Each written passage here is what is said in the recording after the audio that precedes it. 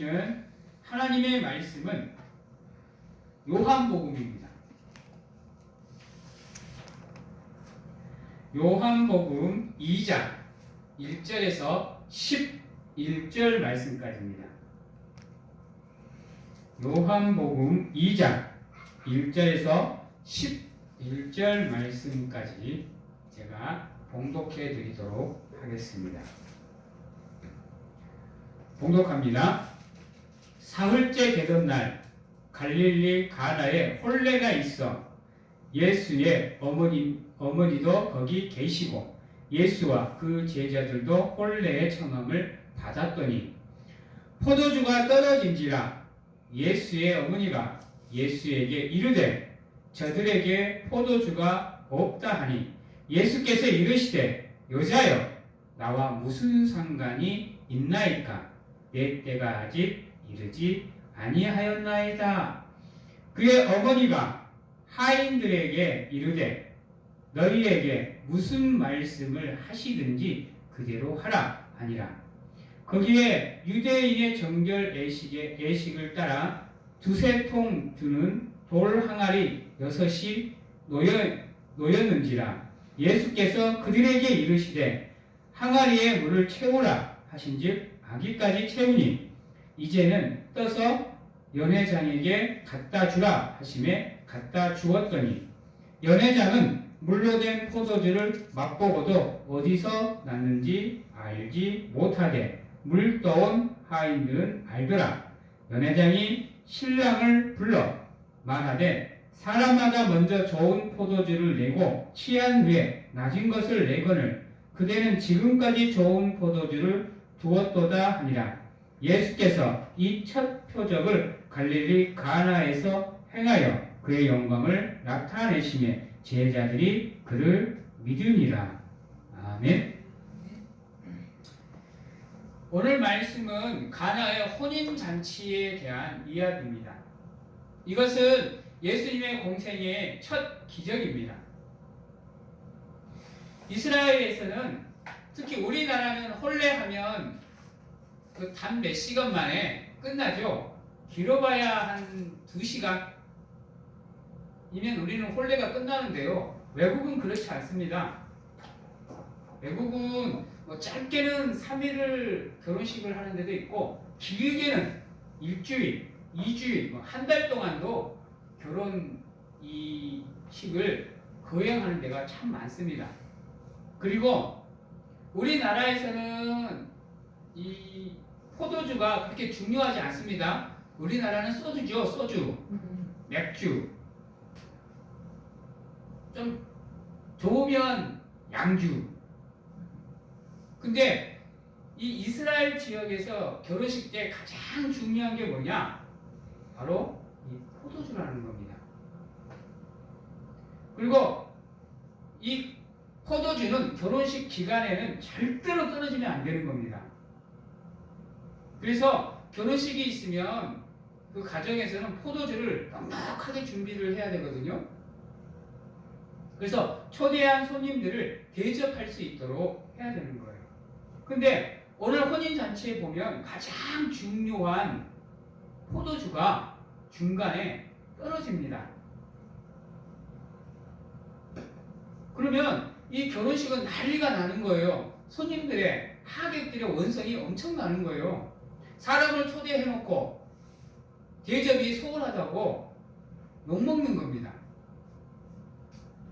근데 그것을 다른 사람이 생각을 한 것이 아니고 예수님의 어머니 마리아가 그것을 보고 걱정을 합니다. 그래서 예수님께 와서 아들아, 이 결혼식에 가장 중요한 포도주가 없다 라고 얘기를 합니다. 그러면 보통의 아들들은 예 어머니 그러면 제가 뭐 가서 사오겠습니다 라든지 아니면 어떻게 준비해 보겠습니다 라고 얘기를 할 건데 대뜸에 나하고 무슨 상관이 있냐고 조금 쌀쌀하게 조금은 냉정하게 말씀을 하십니다. 더 놀라운 거는 우리 같으면 한 대 치 박을 건데 어머니는 또 한 소리 안 합니다. 그리고 조용히 물러나오면서 하인들에게 혹여나 내 아들이 너네들에게 무엇을 시키거든 잔소리 말고 그대로 행하라고 얘기를 해줍니다. 그리고 예수께서 준비되어져 있는 물 항아리에 물을 가득 채우라고 합니다. 이스라엘에서는 외출을 하거나 남의 집에 방문을 할 때면요, 문 앞에서 들어가기 전에 항상 손을 씻고 그리고 들어가야 되거든요. 정결한 의식이라 그래서 씻고 들어가야 돼요. 그게 A예요. A적이고요.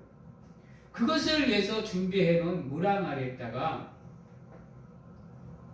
예수님께서 물을 가득 채우라 그러니까 종들이 이렇게 지시 받은 게 있으니까 물을 채워요. 종들이 그 물이 포도주로 변한 것을 보고 무엇을 생각했을까요? 그것도 깨끗한 그릇이 아니라 우리가 손 씻는 그릇에 물이 포도주로 변했어요. 그러면 종들은 아이씨, 그걸 갖다 줘야 되나? 왜? 손 씻는 물이니까. 손 씻는 그릇이니까 거기다가 물을 부었는데 포도주가 됐잖아요. 그럼 종들이 우리가 생각하기를 이거는 깨끗한 그릇이 아닌데? 라는 생각이 들지 않겠어요? 근데 예수님께서 그것을 연회장에게 갖다 주라 했을 때 종들은 무슨 생각을 했을까요? 일단 그것을 갖다 줍니다. 그리고 맛을 봅니다. 근데 지금까지 자기들이 먹어왔던 포도주하고 맛이 차원이 다릅니다. 그러니까 신랑을 불러요. 야, 니는 처음부터 좋은 것을 내놔야지. 이제서 와서 좋은 거를 내놓느냐 라고 이렇게 따집니다. 근데 연회장은 그것이 어디에서 났는지를 알지를 못해요. 누구는 알아요? 종들은 알아요. 왜? 자기들 눈으로 그것을 봤기 때문에. 우리가 여기 이 하나님 예수님의 이 기적을 통해서 우리가 배워야 될 게 첫 번째, 예수님이 손 씻는 물 항아리로 가장 중요한 포도주를 만드셨다라는 거예요. 여러분, 다른 것으로 만들었다는 게 아닙니다. 손 씻는 더러운 물을 채워놓는 그 항아리를 통해서 가장 중요한 포도주를 만들었다라는 거예요. 말을 바꾸면 여러분들 한 사람 한 사람이 잘났든지 못났든지 세상을 축복하기 위한 하나님의 물 항아리들이라는 겁니다. 즉 오늘 이 자리에 와서도 하나님은 여러분들을 통해서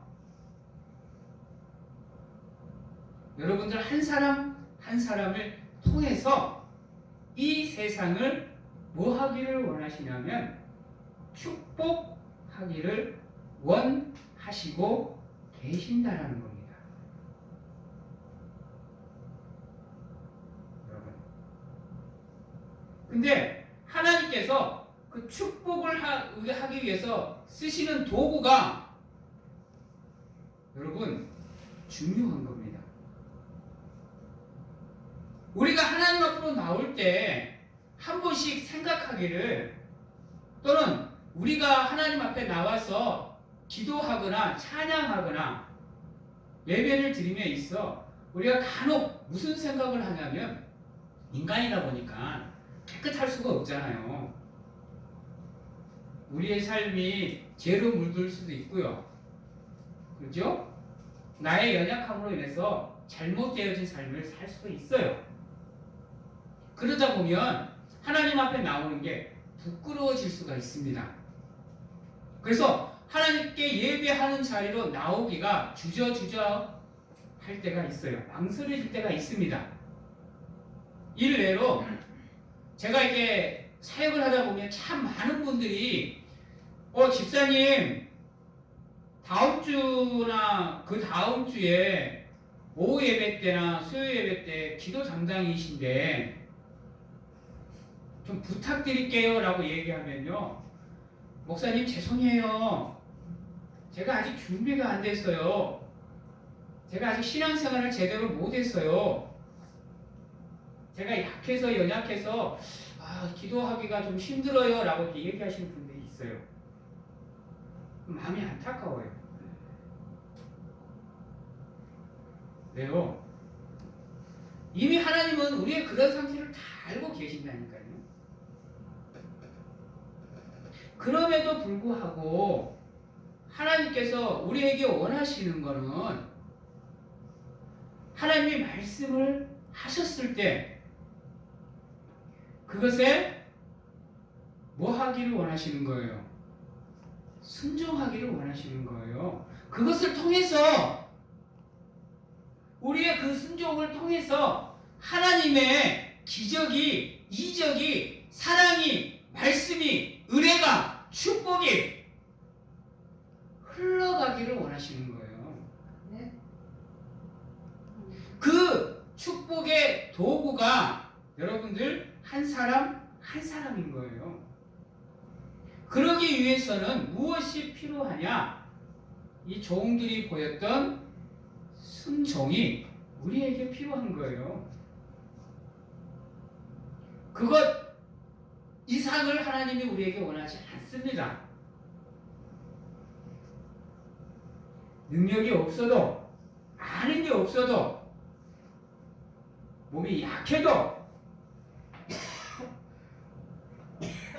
하나님의 부르심이 있을 때, 주여 나는 더럽고 추악하지만, 나는 연약하고 무능하기가 짝이 없지만 누구의 이름을 의지해서? 예수님의 이름을 의지해서 내가 맡은 사명과 사역과 믿음의 자리를 지켜가는 겁니다. 그것을 하나님께서 원하고 계셔요. 여러분, 하나님께서 능력이 없으셔서 사람을 들었을까요? 하나님께서 힘이 없어요? 하나님은 말씀 한마디로 세상을 창조하셨다니까요.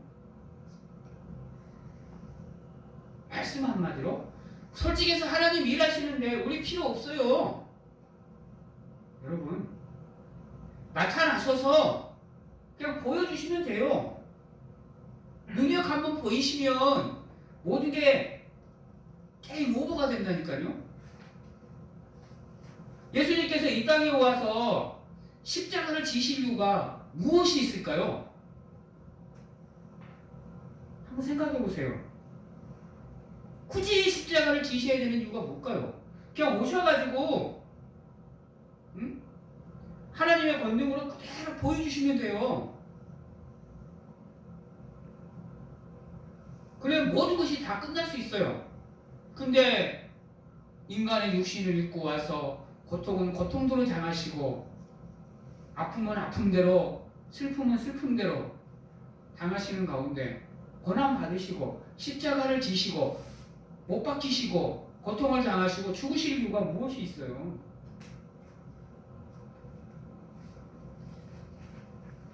그 이유는 딱 하나입니다.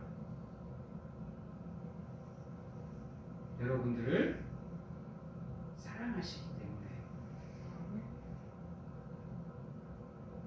여러분들에게는 하나님이 필요하심을 하나님이 너무나도 잘 알고 계시기 때문에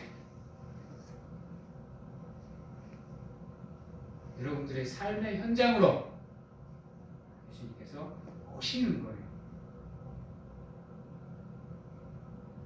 이런 것을 보고 오늘 같은 본문을 보고 예수님이 뭐 포도주를 즐겨 마시느니 음식을 좋아하는 스타일이니 그런 얘기를 많이 하시거든요. 솔직히 해서 있잖아요. 예수님 안 먹어도 살아요. 안 먹어도 사는 존재라니까요. 그런 오해는 하지 마시고 왜 하나님께서 이 가나안 혼인잔치에 오셔서 이 지금 기적을 행하고 있는가를 보셔야 돼요. 여러분, 하나님께서 왜 이 땅에 오셔서 우리를 위해서 그렇게 헌신하셨는지를 아셔야 된다니까요. 그것을 알지 못하면 이 믿음의 자리로 나오는 게 쉽지가 않아요. 한번 조용하게 한번 생각을 해보세요. 왜 예수님이 우리의 삶의 현장에 나타나야 되는지. 이 혼인잔치 예수님이 없으셨으면요 그냥 파토 나는 거예요. 그냥 끝나는 거라니까요. 포도주가 떨어지는 그 순간. 근데 예수님께서 우리와 함께 하시니까, 예수님께서 그 혼인잔치에 함께 하시니까 문제가 해결이 되어버리잖아요. 근데 그 문제가 해결되어지는 전제 조건이 뭐냐? 내가 온전히 하나님 말씀에 순종하는 겁니다. 내가 질그릇이든지 은그릇이든지 금그릇이든지 상관없이 어떠한 상황에서도 하나님의 말씀에 순종하는 것. 그 믿음의 생활이 우리의 삶의 바탕이 되면 우리의 삶의 모든 문제가 예수님을 통해서 해결이 되어진다라는 겁니다.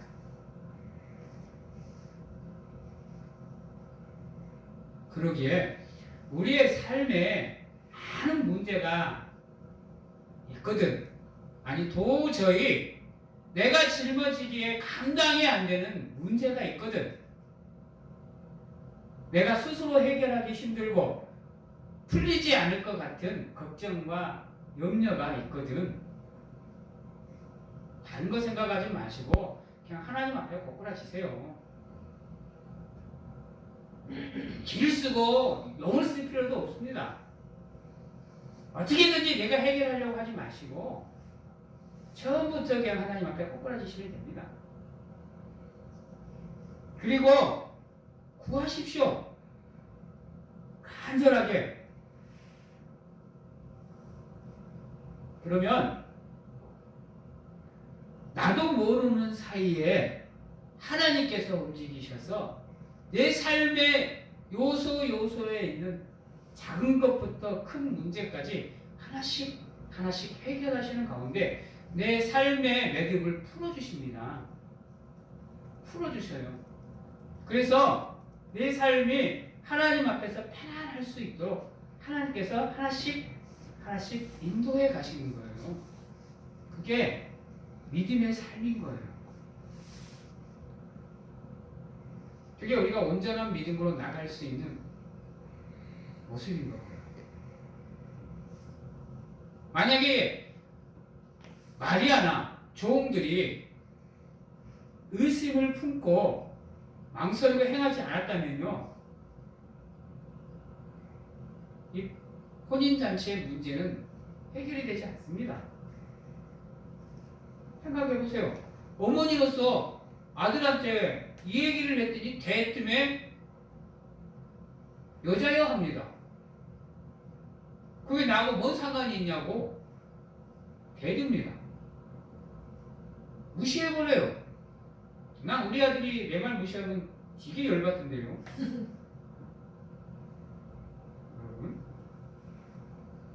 어머니 입장에서 그런 거예요.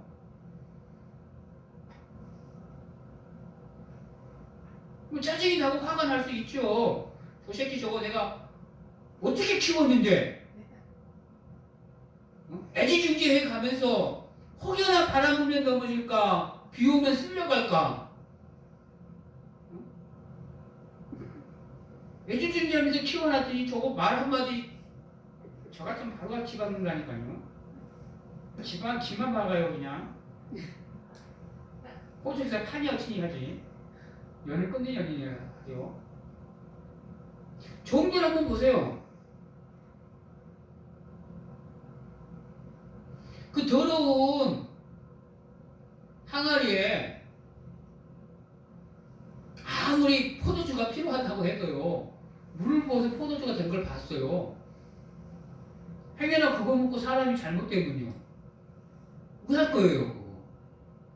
이 당시에 종의 몸은 바람 앞에 촛불인데요. 개인지 갖다 줬다가 이걸 다 가지고 먹을 건데 만약에 연회장이 이거 어디서 나왔느냐? 라고 물어봐가지고 예 저기 물 항아리에서 가져왔는데요? 해봐요. 아마 모르면 몰랐지 주리를 틀걸요? 주리민이 사느냐 하면서 이 상황이 그냥 말씀 몇 구절로 딱 되어 있으니까 이게 쉬운 것 같지만요 상황을 들여다보면요 그렇지가 않아요. 몇몇 사람들의 수고와 헌신과 순종이 있어야 이 11구절의 말씀이 이루어지는 거예요. 여러분 그러니까 우리는 성경 말씀에 한 3절, 4절 뭐 길어봐야 한 20절 그 안에 있는 들어가는 내용들을 보면서 그냥 읽으니까 그래 이럴 수 있어 그러겠지 라고 생각하는데요 조금만 깊이 봐보면요 그 상황이 이루어지기 위해서 많은 사람들의 순종이 필요합니다. 여리고성 무너진 거 보세요. 몇 구절을 해가지고 뭐 첫째 날 몇 바퀴 돌고 몇 바퀴 돌고 마지막 날 몇 바퀴 돌아라 그랬더니 무너졌대요. 그런가 봐. 그럴 수도 있지. 되게 간단하잖아요. 홍해도 갈라지는 것도 마찬가지잖아요. 근데 가만히 생각해 보세요. 그것이 이루어지기 위해서 얼마나 많은 사람들의 순종과 헌신과 수고가 들어가 있는지요. 미쳤어요? 지팡이 든다고 바닷물이 갈라지게? 그게 사람의 생각으로 가능해요? 내가 모세다 그러면 하나님 미쳤다고 생각할 것 같아요. 그 위급한 순간에 지팡이를 들어서 바다를 치래. 마찬가지인 거예요, 여러분들. 여리고성을 무너뜨리기 위해서 빼글빼글 돌면 이 여리고성이 무너진대요.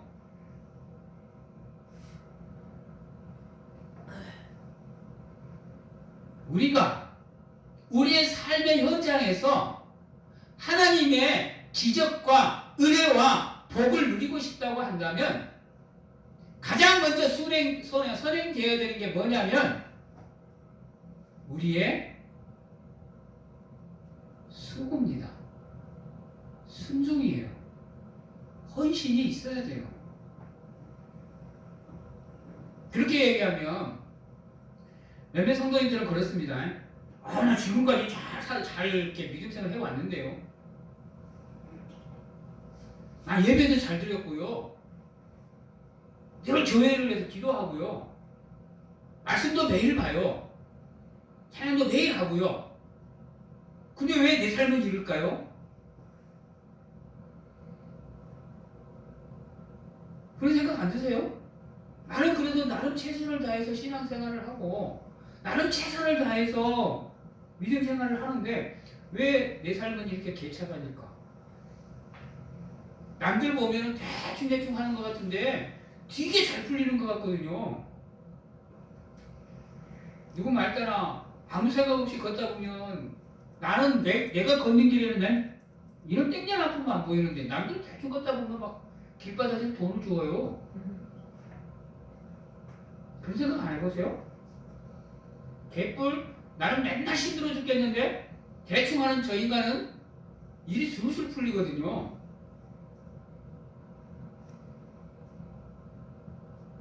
삶의 현장에서 생기는 문제는 우리가 해결할 수 있는 영역이 아니에요, 여러분들.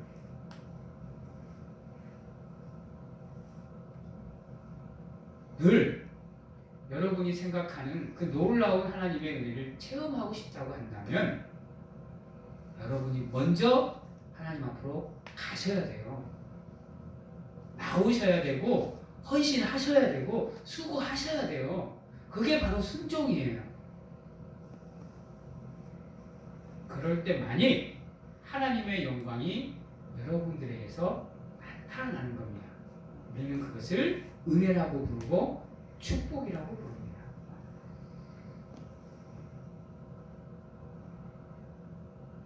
여러분은 이미 하나님의 천국 잔치에 초대 받으셨어요. 초대 받으셨기에 지금 이 자리에 나오셔서 앉아 계실 수가 있는 거예요.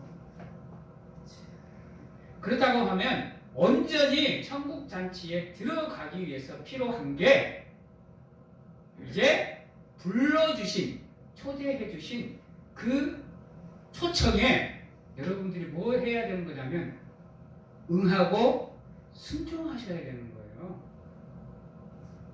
그래야 여러분들이 하나님의 천국 잔치에 온전히 초대받을 수 있게 되는 겁니다. 물론 그 하나님의 말씀에 순종한다라는 거 쉽지 않아요. 뼈를 깎는 연단과 훈련이 필요해요. 그 과정이 없이는 온전한 순종을 이룰 수 없어요. 그러다 보니까 그 과정이 너무 힘들다 보니까 사람들이 온전한 순종의 길로 나갈 수가 없어요. 한번 생각해 보세요. 내가 하고 싶은 일이 있는데 내 아는 사람, 내 부모님이나 하시는 분이 못하게 해봐요. 천불 나요. 천불 난다니까요. 그것을 포기할 수 있는 결단력이 있어야 우리는 그것을 온전히 내려놓고 나갈 수가 있는 거예요. 믿음의 일을 하려고 하다 보면요, 주변에서 여러 가지 일들이 생겨요. 우리를 잡아 흔든다니까요. 믿음의 자리로 나갈 수 없게요.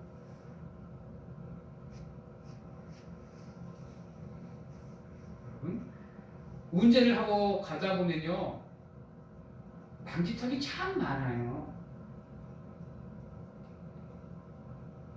여러분, 근데 그 방지턱을 넘지 않으면 우리는 앞으로 나갈 수가 없는 거예요. 때론 천천히 멈추지 마시고 어떠한 경우에도 하나님만 바라보시고 순종하는 삶을 살기 위해서 노력하시면 여러분들의 기도는 100% 다 응답이 되는 놀라운 기적을 여러분들이 경험하면서 체험하면서 느끼면서 살아가실 수가 있는 거예요. 네. 그러기 위해서는 여러분들의 모든 것을 포기할 수 있는 결단력이 필요합니다. 그래서 우리가 매일 하나님의 말씀을 듣고 예배하면서 결심하고 결단하는 이유가 거기 있어요. 물론 작심삼일이 될 수도 있지만 그렇게 끊임없이 노력하다 보면 하나님의 도우심으로 우리가 조금씩 나아갈 수 있게 되는 겁니다. 내 능력이 아니에요. 내 힘이 아닌 겁니다. 하나님이 나와 함께 하실 때 우리가 성장의 길로, 성숙의 길로, 완성의 길로 나갈 수가 있게 되는 것을 잊지 마시고 기억하시기 바랍니다. 그래서 때론 내 것을 포기하는 게 아프지만 고통스럽지만 하나님만을 바라볼 수 있는 강하고 담대한 믿음으로 결단하시고 확신하는 가운데 믿음의 자리로 나오실 수 있는 사랑하는 성도님들이 되시기를 바랍니다. 그렇다고 한다면 여러분들은 분명하게 보실 수 있을 거예요. 구하라! 그리하면 구할 것이요. 두드리라! 그리하면 열릴 것이고, 찾으라! 그리하면 찾는다라는 그 하나님의 놀라운 은혜가 여러분들의 삶에 늘 함께 하시는 가운데 하나님께서 독수리가 날개쳐 올라간 같은 비상의 새 힘을 여러분들에게 허락하시고 범사의 잘된 같은 은혜와 축복을 여러분들의 삶에 부어 주실 겁니다. 그 하나님의 은혜와 사랑을 바라보시고 끊임없이 믿음의 길에서 정진하실 수 있는 성도님들이 되시기를 바랍니다. 우리의 삶의 변화가 그렇게 일어나는 겁니다. 그렇지 않으면 변화를 추구할 수가 없어요, 여러분. 100에 100% 전부 다 문제 앞에서 무너지게 됩니다. 문제 앞에서 무너지지 않는 방법, 장애물이 놓였을 때 그것을 넘고 극복할 수 있는 방법 딱 하나입니다. 그거 외에는 방법이 없습니다. 죄송하지만 돈으로도 안 돼요. 사람의 힘으로는 안 되는 겁니다. 세상의 능력으로는 안 돼요. 오직 예수 그리스도의 이름으로, 보혈로, 능력으로, 십자가로, 사랑으로, 은혜로만 가능합니다. 그러기에 끊임없이 믿음의 길에 정진하시는 가운데 연단하시기 바랍니다. 반드시 여러분들의 그 믿음의 수고에 하나님께서 응하시는 가운데 축복해 주실 겁니다. 기억하시기 바랍니다. 우리의 삶의 성장과 성수, 발전과 변화는 오직 예수 그리스도로부터 시작됩니다. 내가 죄인인지, 내가 더럽고 추악하든지, 내가 무능력하든지 하나님께는 하등의 이유가 없습니다.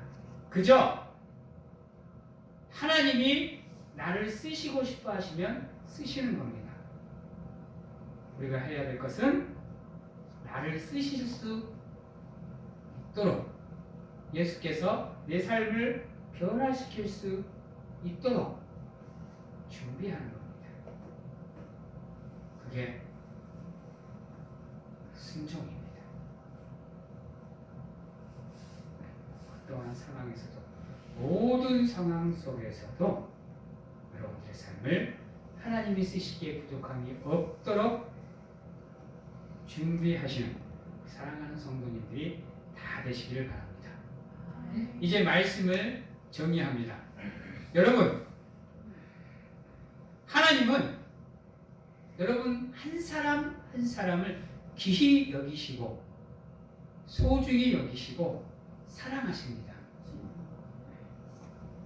그 어떤 천하를 주신다고 해도 하나님은 여러분들 한 사람 한 사람과 바꾸지 않습니다.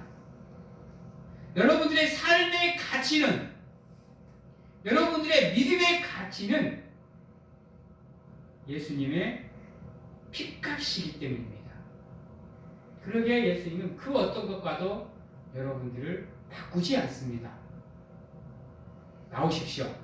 더럽고 추악해도 상관없습니다. 죄인된 심령으로 나오셔도 상관없어요. 잘못으로 점철된 삶을 사셔서 남들에게 손가락질 당해도 상관없습니다. 나오셔서 하나님 앞에 엎드리셔서 기도하시는 가운데 은혜를 구하시고 축복을 구하시면 하나님께서는 반드시 응답해 주십니다.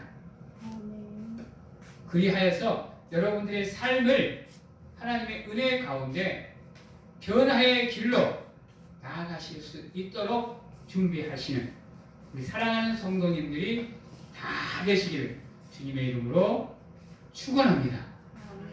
기도하겠습니다.